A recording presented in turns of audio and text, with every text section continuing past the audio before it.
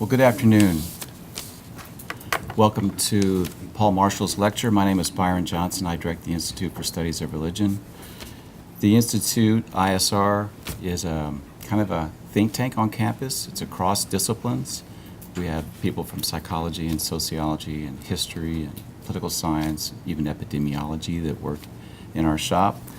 We work with a lot of faculty on campus as well as faculty from other universities that are all interested in the topic of religion, but we study it from different points of view.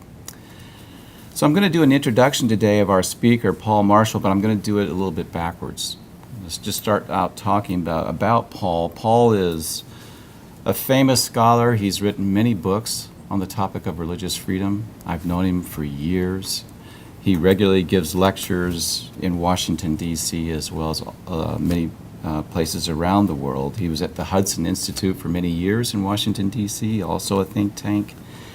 And Paul has written many books, and I'm just going to list a few of them here for you. One, Persecuted: The Global Assault on Christians, Silenced: How Apostasy and Blasphemy Codes Are Choking Freedom Worldwide, Blind Spot: When Journalists Don't Get Religion, Religious Freedom in the World, Radical Islam Rules, The Rise of Hindu Extremism, Islam at the Crossroads, The Talibanization of Nigeria, Religious Freedom in the World, Egypt's Endangered Christians, and his bestseller, Their Blood Cries Out.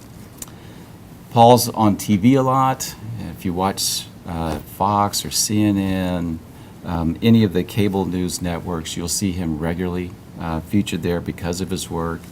He also writes popular pieces that have appeared in many of the major newspapers that you would all be familiar with, as well as newspapers from around the world. Well, about a year ago, we entered into a conversation with Paul, and we were able to convince him to come affiliate with Baylor. So in January of 2017, he became the holder of the Jerry and Susie Wilson Chair in Religious Freedom. And it just so happens that this attractive young couple, Jerry and Susie Wilson, just happened to be with us today. They're sitting on this row. And so we really appreciate their generosity to Baylor to bring Paul to us. Before Paul, Frank Wolf held this chair. And so it's a delight to have him with us. And his lecture today is on blasphemy and other threats to freedom of religion and speech. Join me in welcoming Paul Marshall.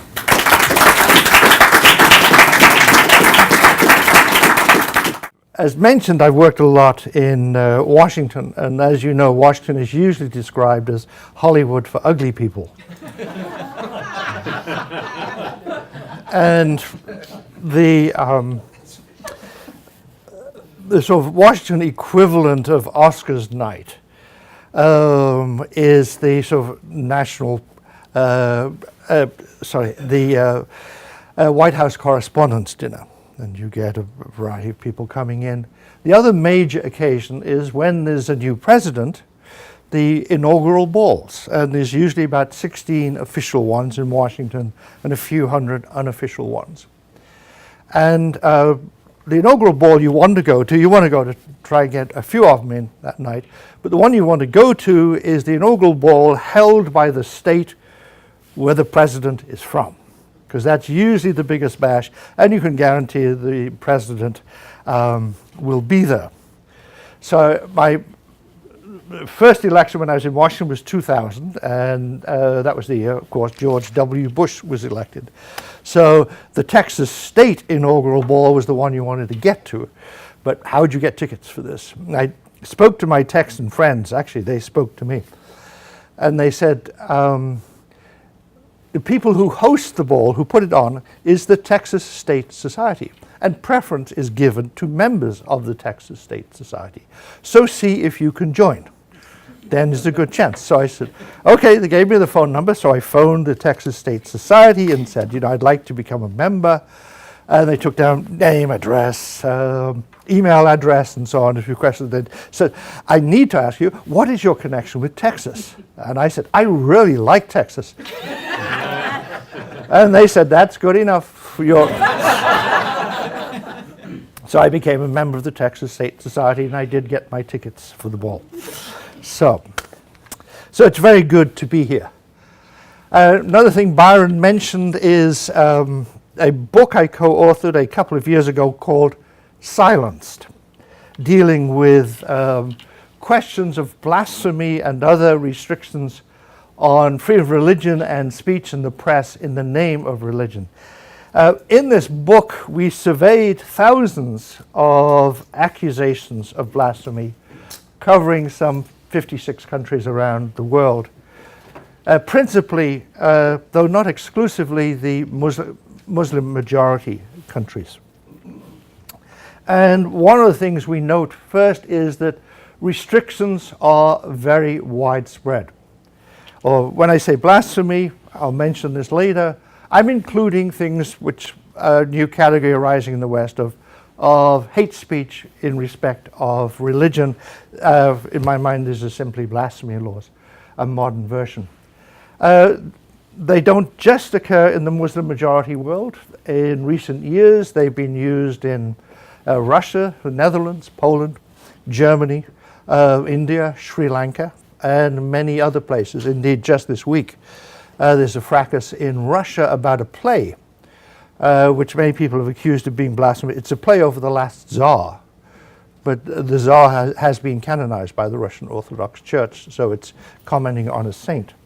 One case I'll just mention in Germany was brought against the play called Jerry Springer, the Opera. I don't know if you ever heard that. Anyway, it was being put on in Germany, and most Catholics considered it to be blasphemous, which it probably is, but then made a legal case that it needed to be banned and perhaps its makers punished. And if you never thought German courts might have a sense of humor, the court decided, and I quote, it says, "The play is too stupid to be considered blasphemous." So they occur in other places as well. Indeed, for actual laws on the books, the place where they're most common is laws on defamation of religion are most common in Europe. 80% of European countries have such laws. In the Middle East, it's only 75. But then again, the Middle East has much higher on blasphemy and apostasy. No European country has restrictions on apostasy. So with laws on the books, it can be misleading because that most of these laws, in most cases, are not used. There have been very few cases. I mentioned a Russian one. There have been earlier Russian ones, one or two in Germany, one in Finland. But by and large, they're not used. The laws remain on the statute books, but generally there they sit and gather dust. If we want to look at places where there is actual use, that occurs, it's most prevalent in the Muslim majority world. I would say 98% of cases fall in there. And of those, probably 90% fall within that circle. Of course, they exist elsewhere. You get them in Nigeria, over in Indonesia, a couple of spectacular ones this year, but most of them within that particular circle. So to a large degree, in the first part of my lecture, that's where I'll be talking about. And obviously, when we're looking at this many countries and this many cases, there's tremendous variation. But we do see some recurrent patterns, and I will mention 5 of them. Firstly, the incidents that gets most attention, which the average person would have heard of, you might remember Pastor Terry Jones in Florida threatening to burn a Koran, or the very famous Danish cartoons, or satire published by the French magazine Charlie Hebdo, and others. These make international news, partly because there are often international riots and deaths which occur. But these are markedly atypical of the vast majority of blasphemy accusations which are around the world, and I will illustrate this as what most of the incidents are. So that's first. Secondly, The accusations are very varied and usually vague. In beginning a study of this, we were seeking to pin down with some precision what we were talking about. This proved impossible, or at least unhelpful, because the actual accusations themselves were not precise.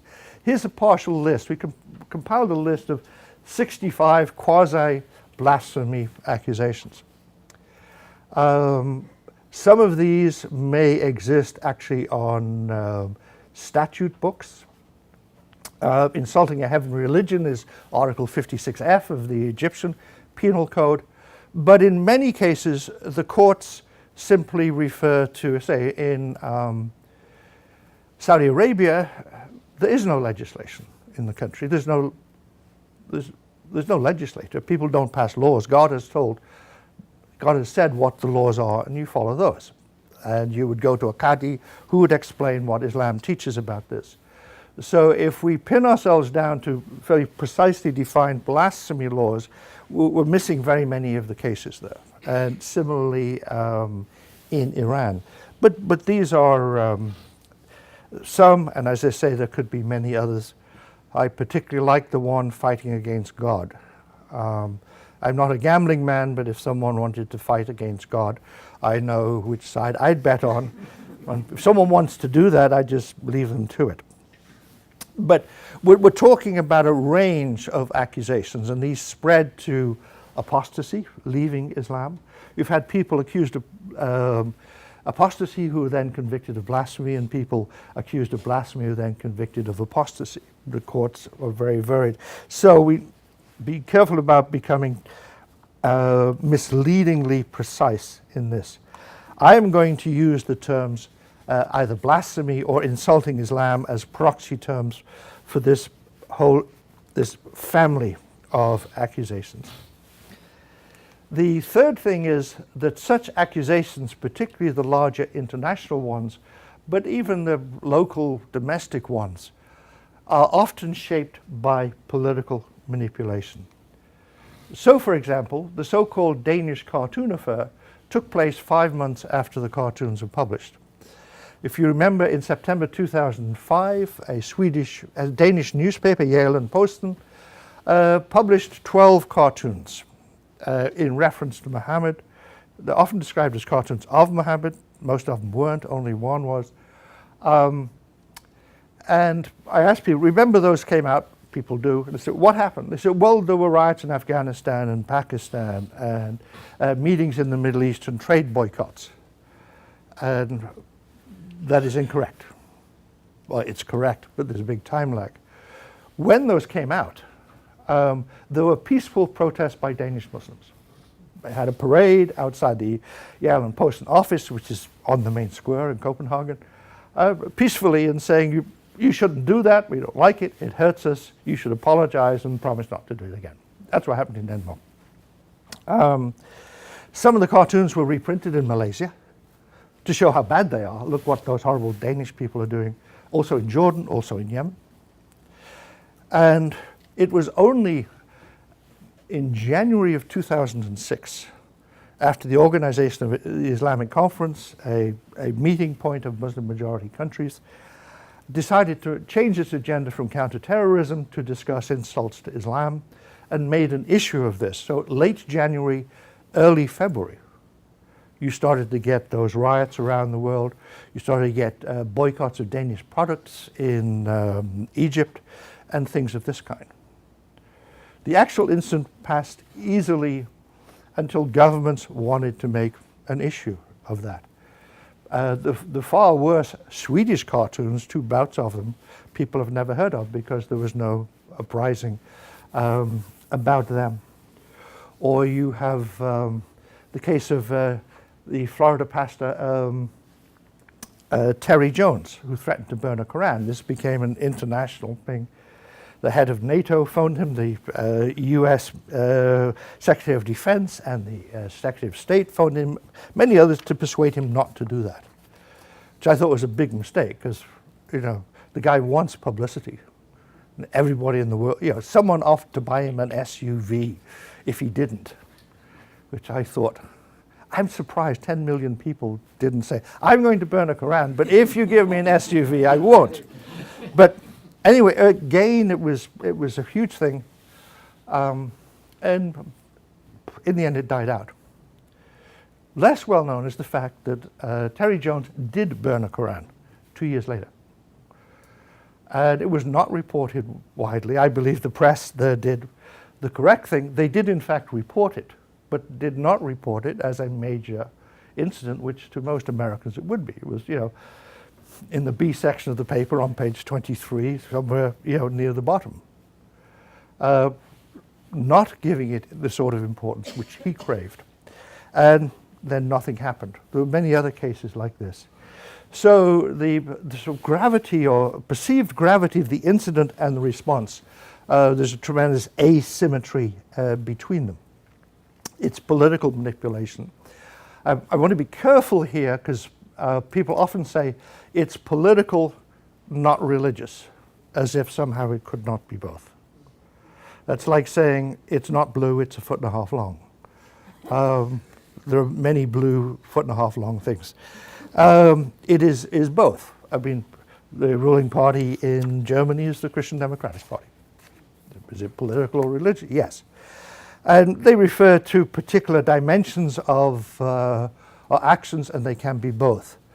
When people say, well, it's just political manipulation of religious feelings, you have to realize, unless there are religious feelings or religious thoughts, you can't manipulate them. Unless there's some power in the religious element, a politician cannot manipulate it. So the religious element has to be real in order for the political manipulation to work. What we're usually meaning when we say it's political, not religious, is usually it's not sincere religion. It's a cynical use of religion, or it's a manipulative use of religion. But the religious element always has to be there. So it's both political and religious, but it's often cynical and manipulative use by governments, which make things blow up. Okay, which I've just said. Fourth, while governments can be very dangerous to those accused of blasphemy and similar cases, the biggest danger usually is not governments, but terrorists, vigilantes, or mobs. Just to take one example, in Pakistan, Pakistan has probably the most draconian blasphemy laws in the world. It has actual legislation, 3 laws, 2 of which carry the death penalty. And those laws have now been in place 30, 35 years. Hundreds, thousands of people have been accused under that. Hundreds, perhaps thousands, there's no standard collection of statistics, have been convicted. No person has been executed in the modern age in Pakistan for blasphemy, despite those laws. There are people now on death row, but not executed. But most people never make it to court. If you're accused of blasphemy, someone says this man's a blasphemer, you did something, you'd be torn to pieces in the street. You'd probably be better off running to the police. You might survive. But the police might kill you, or they'll throw you into a cell and announce to all the other people, this man is a blasphemer. So you have these particular cases, and there are hundreds, probably way over 1,000 have died. In one case, 3 Christians were acquitted of blasphemy before the High Court in Punjab and were machine gunned to death on the steps of the courthouse as they walked out from the case. So again, around the world there are particular cases, there are standard convictions we can look at, but far more dangerous to most people is sort of extrajudicial threats, either targeted by someone like Al-Qaeda, or just mobs, or the police, extrajudicial execution. Fifth general category is the question of who gets accused. While there are important accusations against Western cartoonists or writers or clergy, I'll get back to it, most of the cases occur in the Muslim majority world, and are usually accusations against Muslims especially minorities and, for want of a better word, moderates. But in general, there are 4 classes of victims of blasphemy accusation. The first is Baha'is and Ahmadis, Ahmadiyya. Return to that. A second is converts from Islam to another religion or becoming atheist or such like. To be Sunni or Shia or Sufi when in a minority. And 4th general category, Muslim religious and political reformers and dissidents. Just so here's these 4, just some brief comments on that. Baha'is and Ahmadis are thought by most mainstream Muslims to say that they have a prophet. A prophet has appeared after Muhammad. So in that sense, they're post-Islamic religions. But Islam teaches that Muhammad was the final prophet. There can be another one. So these people are denying Islam. That would be the standard view amongst most Muslims. And a significant portion of Muslims believe that that makes Baha'is and Ahmadis heretics or slanderers of Islam, and therefore they need to be punished and attacked. And probably this, in terms of the number of people involved, this would be the largest category. We're dealing with millions of people who are de facto regarded as blasphemers. So Ahmadis in Pakistan are forbidden to call themselves Muslim. You can be imprisoned for that. Who call the building where they worship a mosque, you can be imprisoned for that. And of course, they're persecuted in other ways which don't explicitly mention that they are Ahmadis. There's one thing, if you go to the website of the Embassy of Pakistan now and go to the form where you would apply for a passport as a Pakistani Muslim, you have to fill out the form where you denounce the Ahmadis and reject them and declare they're not Muslim. That's on the passport application form up there. And then you have Baha'is. These are the 7 senior Baha'i leaders in Iran where they're heavily persecuted. They were imprisoned in 2010. The release for most was due 2028, but the lady on the left here, her sentence was only 10 years. She was in fact released yesterday, but the other 6 remain in prison. And Baha'is have no legal status as a religion, but that also means in the Iranian Penal Code, you have no legal status. You have no legal being. If you kill a Baha'i in Iran, it has no legal consequence. There's no blood money for them and whatever. It's just, they don't have legal being. So you have these minorities, and I would say worldwide, this is the largest grouping. Then we have, I say, actual apostates or converts from Islam, or people who are unbelievers. One case is Aja Bibi. It's actually a Christian woman condemned for blasphemy. She's on death row right now, again in Pakistan. Shama Bibi, who's no relation, and Sajjad Masi, a Christian couple, were accused of blasphemy and then burned to death by a mob. Or Shabazz Bhatti, the highest ranking Christian in the Pakistani government. He was Minister of Minority Affairs. He was shot to death for opposing the blasphemy law. He was a very committed Catholic, and I think he may be canonized. I knew him a little, and he was a man who always knew that he would not be living very long in that position.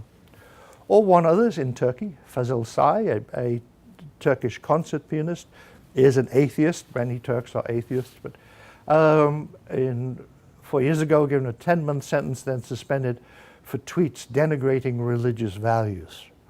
That's a comparatively mild punishment worldwide, but until recently Turkey had not been enforcing such a thing.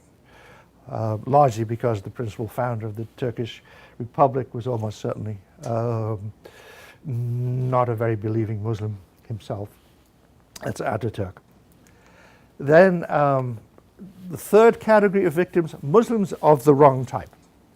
Whether you're Sunni or Shia or Sufi. I mean, a Sufi could be either Sunni or Shia. There are particular Sufi orders and organizations you can join, but I'm using the word Sufi more generally as Muslims whose primary emphasis in their faith is spirituality rather than law. And depending on where you are, you may find yourself persecuted.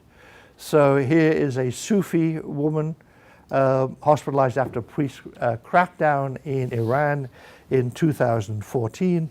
The Iranian government has been cracking down on many of the Sufi orders. Or if you have the case in Saudi Arabia, the Shia live in the east where the oil are. By the way, worldwide, in the Middle East, the Shia actually live on most of the oil. Even in Saudi Arabia, it's the eastern provinces where the oil is, and there's majority Shia. And but they have a rough time. Shiism in Egypt, Shiism is essentially banned. Shia are often attacked and killed in Pakistan and Afghanistan. Sunnis can have a rough time in Iran. 13 were arrested a week or two back for praying in public. So you have sort of disputes within Islam, again involving large numbers of people, where people are accused or persecuted or harassed for having a wrong interpretation of Islam, but that will usually be described as denigrating Islam or insulting Islamic values. It's the fourth category. And then, sorry, that was the third. The fourth is Muslim religious and political reformers and dissidents. And I'm going to speak a little more at length about this grouping. In sheer numbers, it couldn't compare with the Ahmadiyya and the Baha'i. But these people are key to the other matters we are discussing. Because if you are a reformer in Saudi Arabia and you raise questions or challenge dominant Wahhabi teaching and get charged with blasphemy, then it means you can't discuss Wahhabi teaching, which means you can't change it. So for me, a turning point in my own understanding of this was to do with this man, Ali Mohaqqaq Nasab. He was an Afghan journalist. He edited the magazine Women's Rights. This being Afghanistan, a man edits women's rights. But he was published a whole range of things. And there was a case in 2005 of a Christian, an Afghan Christian. He had converted from Islam 17 years previously while in Germany, was back in Afghanistan, and it was discovered. So he was put on trial, and the parliament passed a resolution calling for that he be executed, and there were great disputes roiling the entire country. By the way, this is like 2005. This is under the American leverage constitution in Afghanistan and under the government which we created. So anyway, so this case was going on, and I worked on that to some degree. In the middle of this, Ali Nasab publishes an article in his magazine saying, does Islam really require us to kill apostates? I mean, that question is discussed elsewhere. The Ulama Council in Morocco just said it is not required to kill apostates. So this view is hardly out of left field, but it's in Afghanistan. So he was accused of blasphemy for having published this, and he spent 2 years in prison. Same issue also had an article about the killing of people involved in adultery. And that's when I realized, because I was working on the case of the convert, how do you help converts in Afghanistan unless you can argue that you shouldn't kill converts? But if you argue that, and of course it's an Afghan you want to argue that, you're accused of blasphemy, so you can't raise the issue. Similarly with adultery. And blasphemy accusations in these contexts means you can't raise the other issue. The blasphemy regulations specify that you cannot criticize the blasphemy regulations. So the other issues, most of us are concerned about can't even be raised or discussed without fear of death. So for me, these have been a key thing in looking at change and renewal within Muslim societies, and it was Ali's case which woke me to that. Another one in Afghanistan, Mohsen Kadivar, imprisoned for, again, sort of insulting Islamic values of friendship with the enemies of God. Kadivar is a Shia scholar. What he did is wrote a 3-volume work entitled The Theory of the State in Shiite Jurisprudence. Just the sort of book which you get Frank Beckwith really keyed up. That's a serious, dense, scholarly analysis in which Kadivar maintained that the Iranian system, whereby the people we call clergy actually rule and run the country, has no basis in Shiite jurisprudence. And Kadivar is offering the traditional view. I mean, the Iranian regime is quite revolutionary. Again, he was accused of quasi-blasphemy and imprisoned. So, just one more. Campaign by Al-Qaeda and the Islamic State has been killing off secular bloggers in Bangladesh. 8 of them in the last 12 months. This was just a demonstration after the killing of the most prominent Avijit Roy in 2015. And I'm just going to throw this in. He's not a Muslim, but the man on the left, Ahok, was formerly the Christian, he's still a Christian, the governor of Jakarta, the capital of the world's largest Muslim country. The only sitting governor I've ever heard quote John Calvin as how Calvin affects his approach to understanding politics. Ahok's a fascinating man. On trumped-up charges, he was sentenced this year for 2 years for blasphemy. Again, there's a lot of politics involved in that one. But so far I've talked about the Muslim majority world, and I want to make the point that these things are also affecting us in the West. Firstly, they affect Muslims in the West. This lady, Mimoun Boussakla, Belgian, she's a senator in Belgium. She's criticized the status of women in Muslim communities in Belgium, and now she travels with bodyguards. Or Ikin Delegos, the first Muslim member of parliament in Germany, almost exactly the same. She travels with bodyguards in Germany, in the Netherlands. So these are things which come to us as well. Looking beyond Muslims, or including them, to another case is this one. This is from the Al-Qaeda magazine, Inspire, March 2013. And what we have here is, of course, is Pastor Terry Jones with his head being blown up with a bullet, and Al-Qaeda adds the slogan, "Yes, we can." There's some sense of irony in there. If Obama can, they can. And underneath, "A bullet a day keeps the infidel away." So who's listed? Again, the author Salman Rushdie, Carsten Joost, the publisher of Jylland-Posten, the Danish newspaper, Fleming Rose, the editor of that section, Lars Vilks and Kurt Vestergaard, some of the cartoonists, and others, the editor of Charlie Hebdo and others. So these are threats, and there are many others against people in the West. And do they have Molly Norris up there? No. Oh, Ayaan Hirsi Ali, you would probably know. Somali woman. And Molly Norris, many people have never heard of. She was, after the Comedy Channel program South Park, after the Danish cartoons and the refusal of Western newspapers to publish the cartoons, or at least a sample of the cartoons that they were writing about in their article,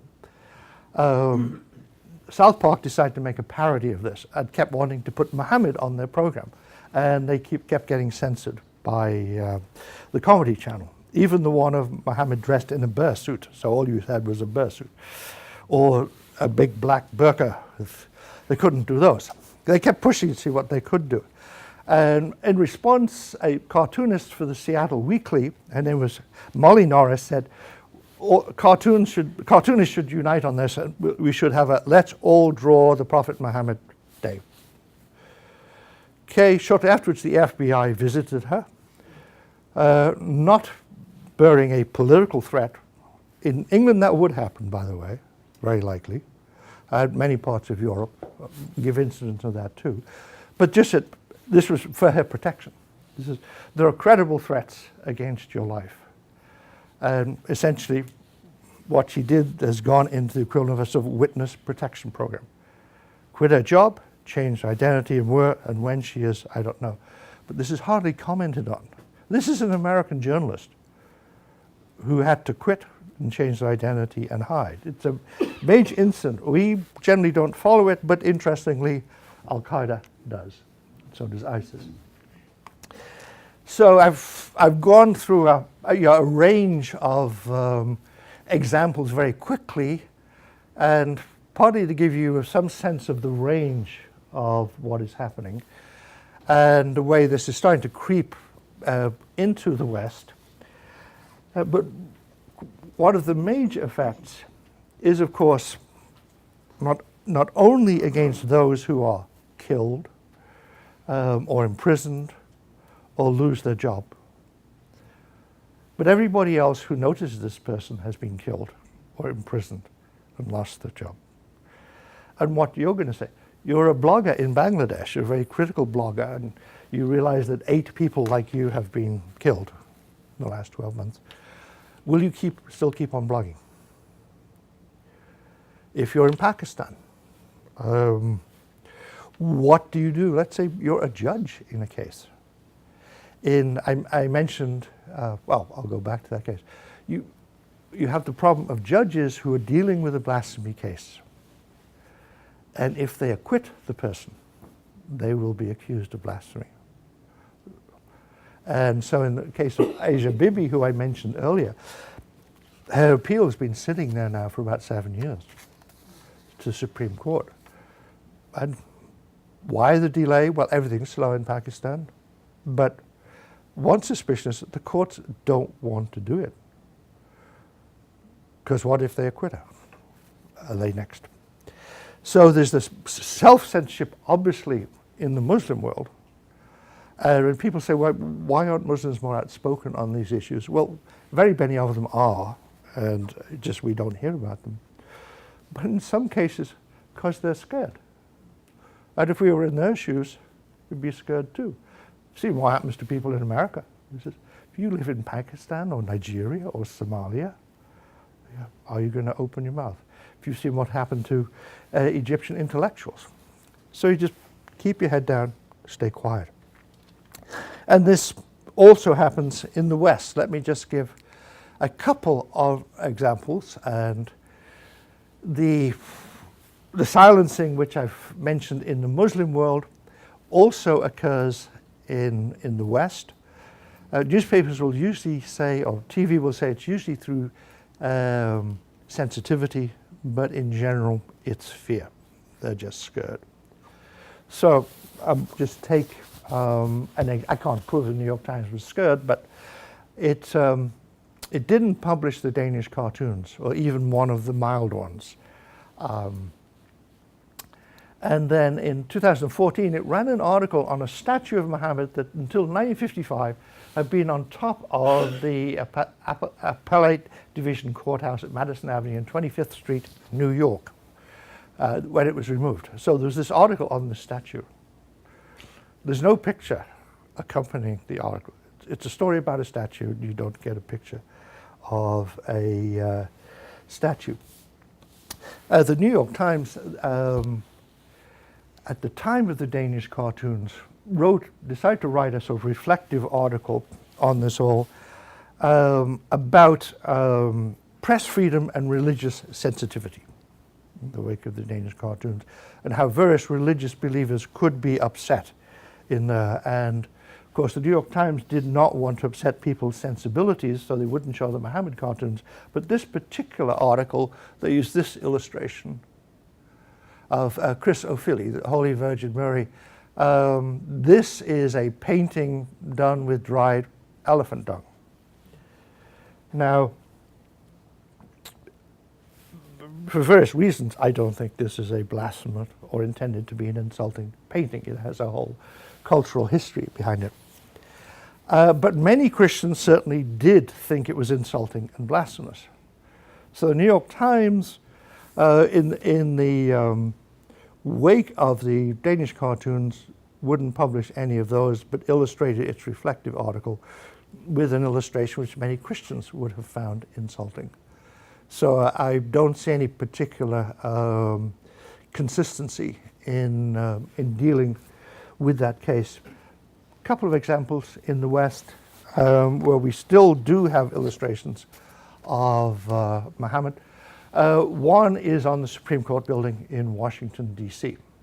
On the frieze above it, here's a close-up. Here we have Muhammad standing between Hammurabi and Charlemagne. That's on the Supreme Court building now. I believe that in the 1990s, some Muslim groups wrote to then Chief Justice Rehnquist asking that it be removed. But it hasn't been, I'm not sure, of any reply. So here we have a pattern of increasing threats to those who are accused publicly or privately of insulting religion, in this case, in nearly all cases, insulting Islam.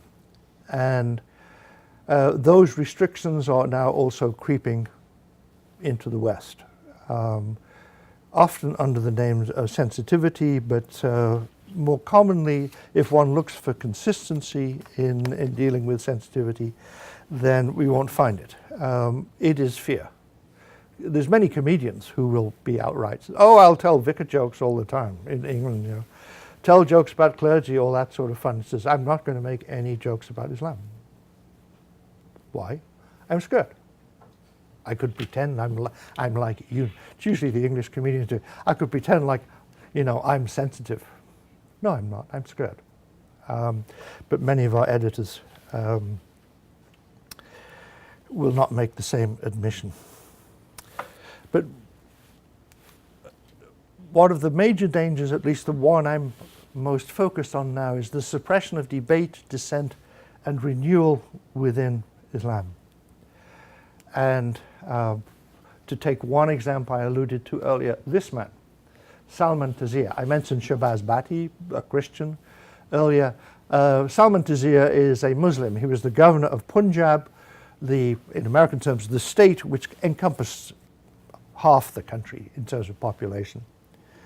And in January 11, he was killed by one of his bodyguards for defending Asia Bibi, the Christian woman I mentioned, and for opposing the blasphemy law. And his daughter says of this, it is a warning to every liberal, shut up or be shot. Liberal in this context is not the common American usage, but a person committed to freedom of religion, freedom of speech, and so forth. So note that Taseer didn't blaspheme in any conventional sense of the word. He opposed the blasphemy law, but that was by vigilantes regarded as blasphemous. Very unusually in this case, the man who killed Taseer was convicted of murder, and the judge fled the country because he was accused of being a blasphemer. And this is where you start to get a Monty Python-esque element, that if you were to defend the judge, would that be blasphemous? And if it was, and I defended your defense, I defended you. So you start to get these chain reactions, which the judges in Pakistan are scared of, which means the issues can't be discussed anymore. And particularly in the context of Islam, but also in the context of Christianity. As Islam has widespread teachings touching on every area of life, as Christianity does, but often in Islam they are more explicit. If you can't discuss things in Islam, to a large degree, there are many things in the society you can't discuss. So to quote this man, Professor Hafiz Abu Zaid, who had to flee Egypt, became a professor at Leiden in the Netherlands because of threats to him because of his writings on the Quran. He was accused of blasphemy. And Abu Zaid wrote, actually, in the book I mentioned earlier, Silenced, blasphemy accusations are key weapons in the fundamentalist arsenal, strategically employed to prevent reform of Muslim societies, and instead confine the world's Muslim population to a bleak, colorless prison of socio-cultural and political conformity. And one more quote from the late Abdullah Ram Wahid. Wahid was formerly the president of Indonesia, the world's largest Muslim population country. He was formerly the head of Nahdlatul Ulama, which is the world's largest Muslim organization, has some 50 million followers. And Wahid very graciously agreed to write a foreword to the book Blasphemy, from which, Silenced, from which I am quoting this. That book is, it's banned in Malaysia, it's banned in Egypt.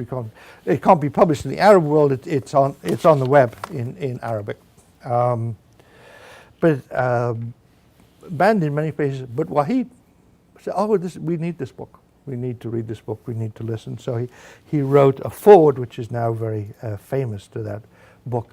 But he said, coercively applied blasphemy laws narrow the bounds of acceptable discourse, not only about religion, but about vast spheres of life, literature, science, and culture in general. And my own conclusion, we need to resist such restrictions, and I've said they're very broad, strenuously.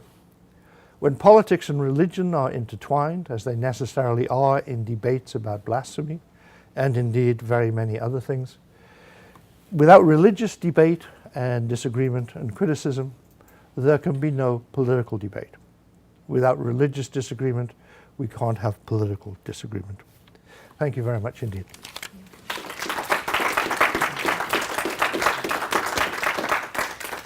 Take a few questions. Oh yeah, or many questions. Which are...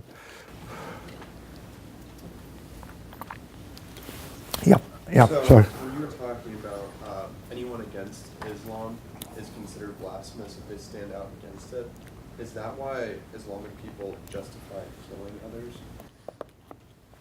They are, I'd want to qualify it, it's not, well, criticism of Islam would often be rejected. And that's why, I mean, most Muslims don't think you should be killed for criticizing Islam, but a significant group do. Obviously Al-Qaeda, ISIS, and groups like this, but fairly large swathes of public opinion in places such as Afghanistan, Pakistan, Egypt, Saudi, and so forth, particularly in that circle I mentioned. One could add Somalia and parts of northern Nigeria to that. So, but that is one of the reasons that, you know, such insults must be fought against, and you're defending, principally you're defending the honor of God. So, yep.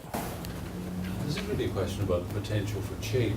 I have been watching C-SPAN, a very good source of relay of seminars among one another. I think it was on Saturday, and I think the New America Foundation, something, I don't know what that is, but anyway, there were four panelists talking about the coercive effect of Islamicist groups in Muslim culture and so on.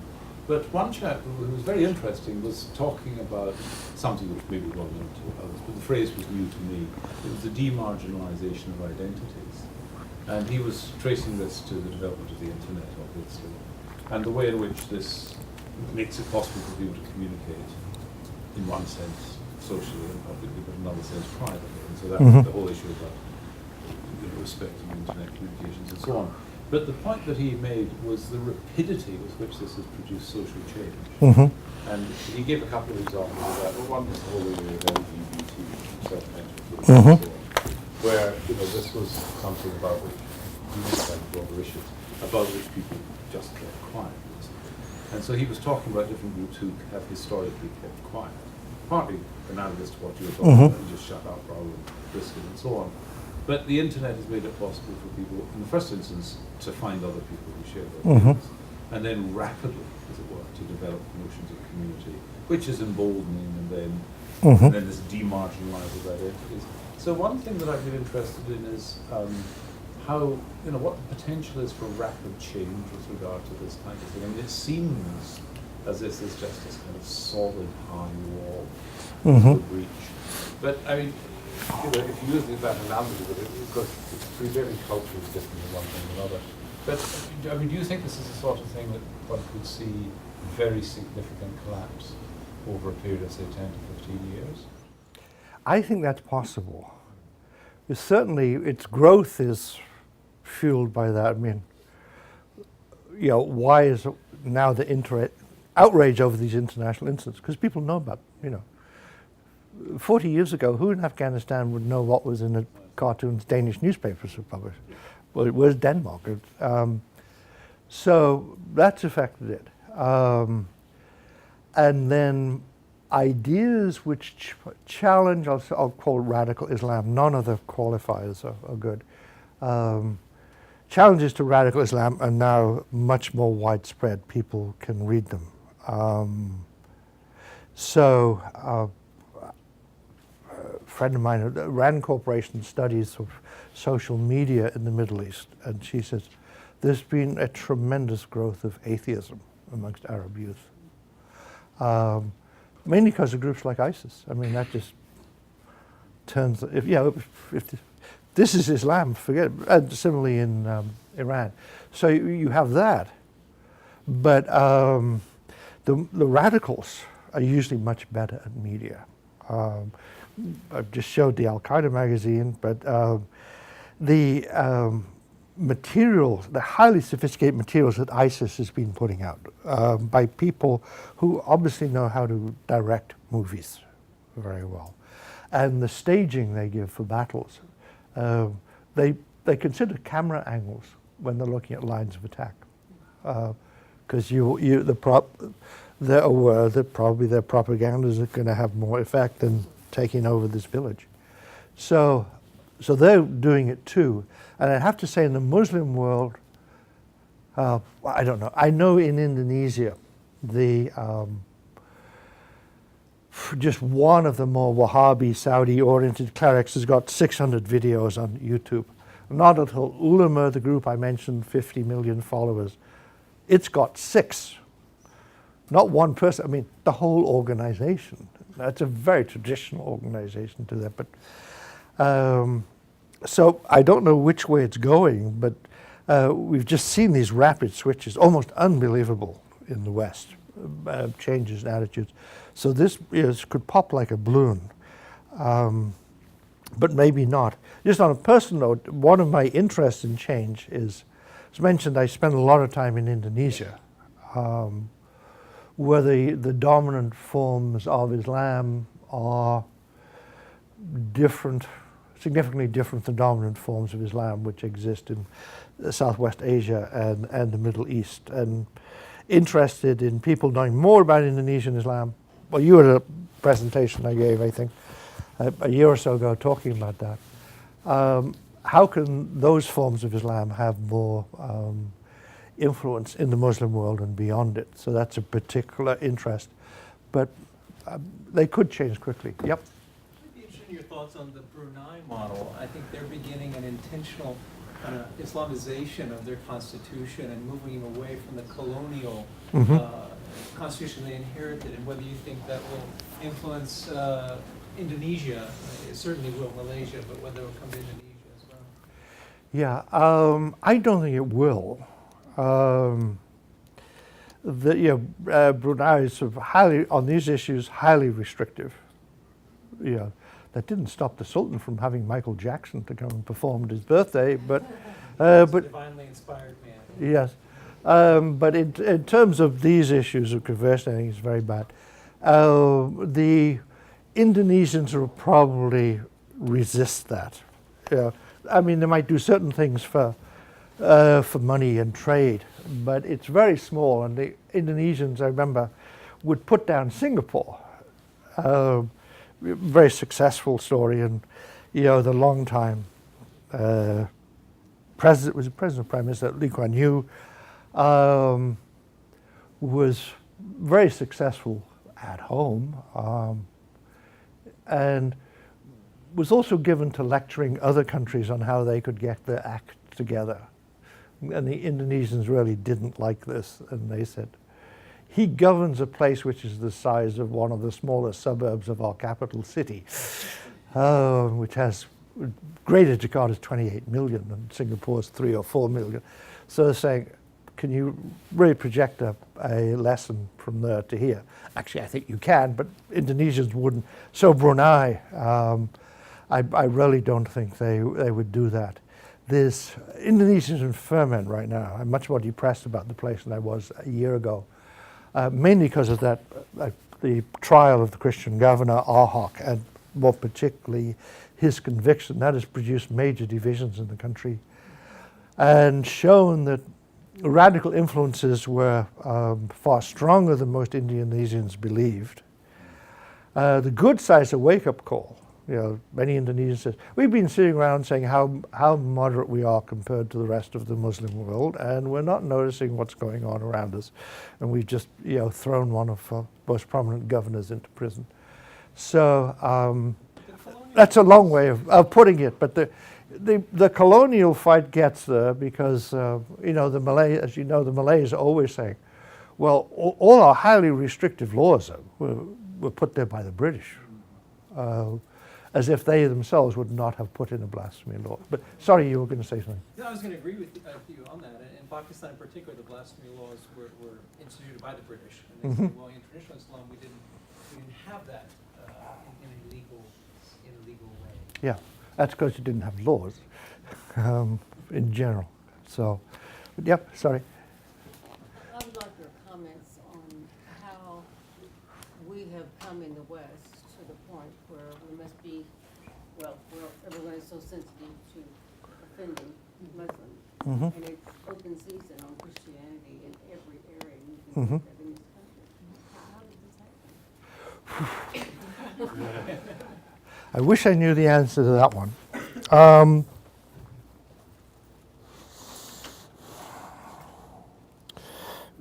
A sort of very speculative, broad generalization about the West. As we're talking about something being post-Christian, and that hasn't really existed before in the world. So you're having a society which is becoming secular, but from a Christian history. And what does that mean? I would say as a huge sweeping generalization, particularly of Europe, it retains enough Christian sensibility to feel guilty, but not enough to know what to do with its guilt.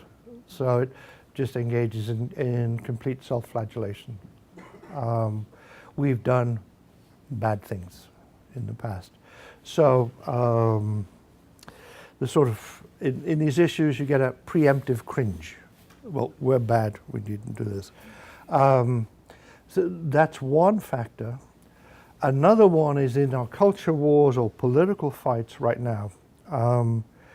If you want to be in the forefront of liberalization of abortion law in terms of definitions of marriage, questions of euthanasia, sort of are quote fight moral issues. If you're on the left in those things, who are you fighting mainly?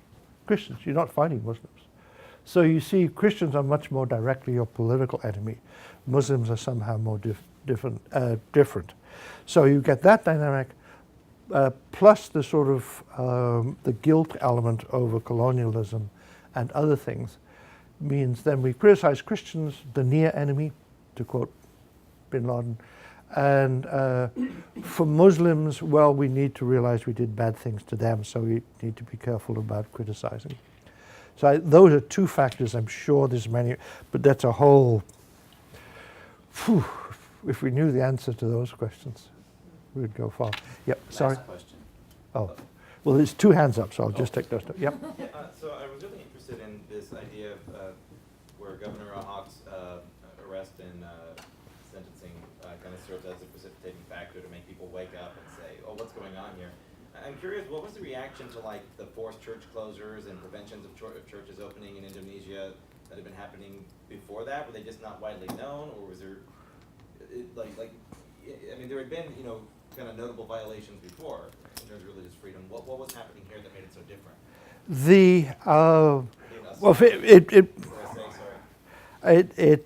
I mean, this involved the governor of the capital, Sure. a very well-known political figure, very close friend of the president. So it was, a big thing in our terms, big thing which happened in Washington rather than something which, now I'm in a trap. I can't name a state which would be out of the way. A state to which less attention is paid.